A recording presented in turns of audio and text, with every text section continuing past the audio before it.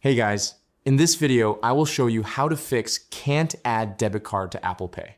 All right, so let's begin with the video. If you can't add a debit card to Apple Pay, there are a few common causes, and most of them are easy to fix with some quick checks in your iPhone settings. First, open Settings app and scroll down to General. Tap on it to open it. Then scroll down and tap on Language and Region. Here, go to Region section and make sure your region is set correctly. Apple Pay is only supported in certain countries, so if your region is set to an unsupported country, adding a card won't work at all. Fixing this alone often resolves the issue. Next, go back to Settings homepage. Here, scroll down and open the Screen Time option. Again, scroll down to the bottom and go to Content and Privacy Restrictions. If this feature is turned on, it can block Apple Pay from adding cards. Turn Content and Privacy Restrictions off, or make sure wallet and payments are allowed.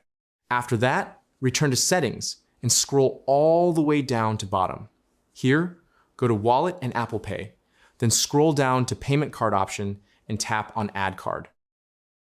After that, choose Debit or Credit Card.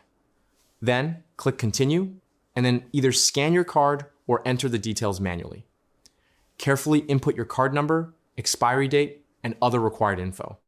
After that, your debit card will be added to your Apple Pay. Now, if I go to my Apple Wallet, here you should see your debit card that you just added. And that's it. So that's basically how you can fix can't add debit card to Apple Pay.